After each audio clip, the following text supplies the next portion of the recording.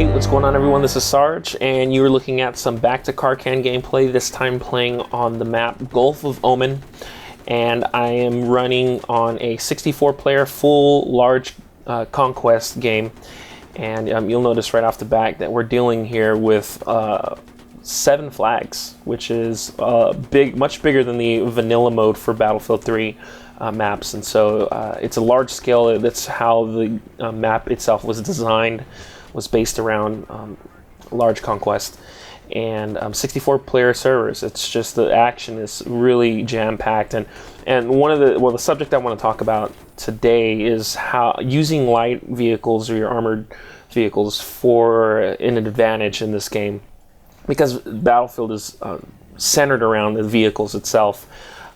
You always want to try to take advantage of using them. And on a map like this where it's huge, using vehicles to either transport, to get around each flag is important.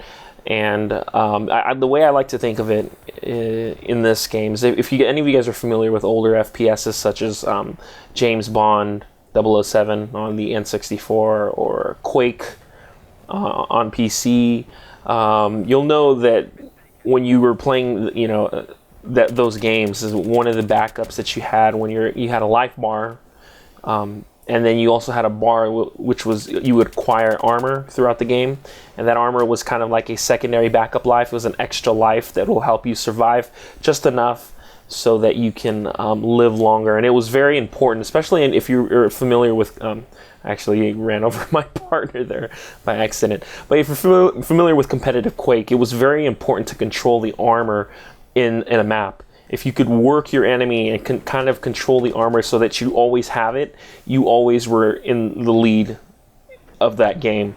And I remember that being also a very important role. In Counter-Strike, you'll notice that people, they buy armor right off the bat once you can get the money, because having armor is important. This is the same concept here. It's using armor is kind of like a second life. You can jump in a tank or vehicle, go to an extraction point or a flag or an MCOM and take over, whether you're trying to do it from a distance or not. And before the vehicle actually gets to blow up, you can actually bail out, and then that's your second life. So it helps you survive a lot longer in the battlefield and keeps you in the head of the game. So you can take out multiple targets with any sort of light vehicle, and using them at your advantage, or heavy vehicle, in regards to both. So it's just a great overall tactic, and you see me here just going around from flag to flag and keeping the enemy busy. We're kind of like doing a cat chase here. It's just like we go to one flag, try to convert it, and then they go to our flags on the other side and convert that. And it's really hard in a mode like this, 64-player, especially with Battlefield 3, because there's no commander. That makes it difficult for each team to know exactly or what squads are supposed to be doing. And it's also difficult that the fact that you don't actually spawn in the game in a squad, you have to manually do it. So you get most people, especially pub players, who are really not aware that they're actually in a squad, go in one. So the teamwork is very difficult here, and it's hard if you're going to be playing a large conquest game like this and alone. If you don't have any friends that you're going to be playing with, it just makes it a lot more difficult, because there's really not a lot of teamwork going on. There's no commander to give you orders. There's really not, and the squads itself are really small. So unless you don't have any friends that you're going to be playing with, it's going to be a lot more stressing for you. It's stressful if you're someone who really relies or likes to heavily rely on your teamwork. I mean, obviously it's a team game, so you really need that to kind of compensate for a map like this and a game like this. So right here you see me using the MAV as usual. That's kind of like my standard tactic in playing this, and I did find out that the MAV is also very important for competitive play. A lot of the top teams are using it. They only run the recon just for the MAV, and they'll kind of use a secondary kit or an all kits weapon. The bolt actions are very weak.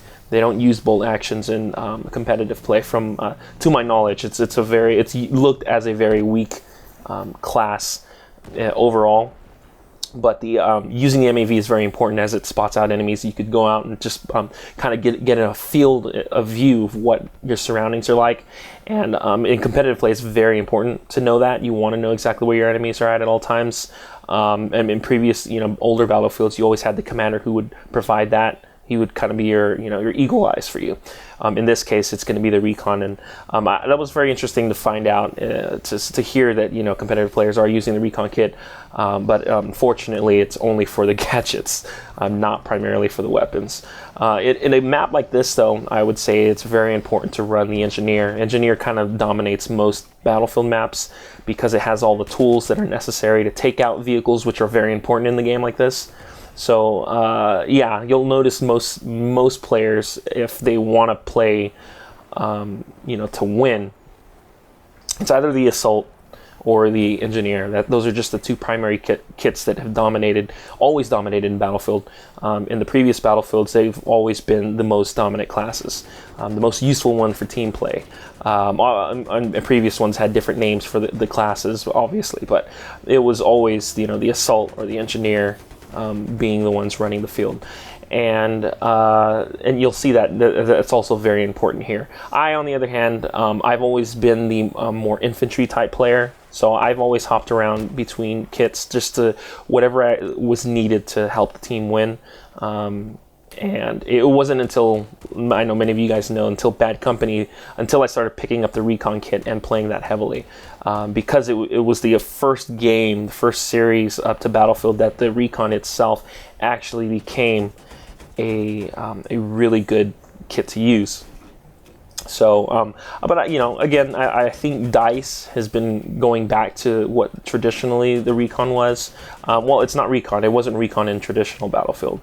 The recon is supposedly, what DICE likes to say, is a class that's supposed to be mobile. Whether you're going to be shooting your targets from one direction, you're going to be moving from that direction, and you're always on the go. And so that's a really interesting perspective that DICE has put on the sniper class or the scout class from traditional Battlefield. But yeah, as you can notice, the game here is I'm always using, or I'll always be in a vehicle to either travel to my next point.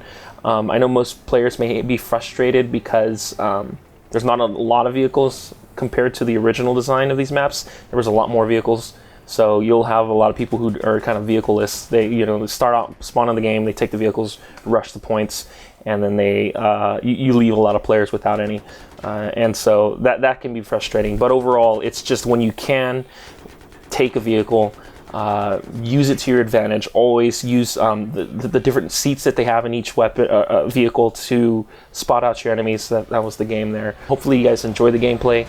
Keep in mind that I do have more content coming out. I'll catch you guys later. Take care.